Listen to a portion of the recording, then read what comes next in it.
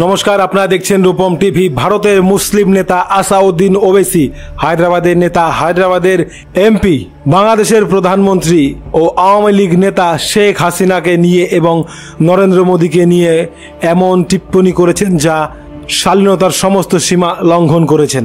নরেন্দ্র মোদী এবং শেখ হাসিনাকে নিয়ে কটূক্তি করেছেন আসাউদ্দিন ওবেসি, এমন কটূক্তি করেছেন যেটা কখনোই কাম্য নয়।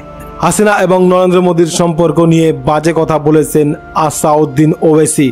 মহিলাদের প্রতি আসাউদ্দিন ওবেসিদের নজর কেমন সেটা প্রকাশ পায়। একটা দেশের প্রধানমন্ত্রীকে নরেন্দ্র মোদী ভারতে আশ্রয় দিয়েছেন, তার প্রাণনাশের ব্যাপার ছিল, আশ্রয় দিয়েছেন, সেটাকে কুনজরে দেখছেন আসাউদ্দিন ওবেসি।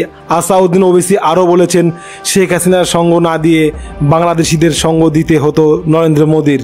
কিন্তু আসাউদ্দিন ওবেসিরা এটা জানে না, গোটা বাংলাদেশকেই ভালো চোখে দেখে নরেন্দ্র মোদী।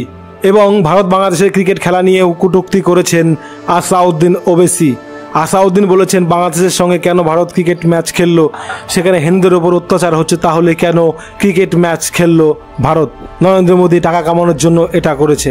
তো আসাউদ্দিন ওবেসিরা এটা জানে না বাংলাদেশের সঙ্গে সম্পর্ক কিন্তু ভারতের এখনো কিছুই হয়নি।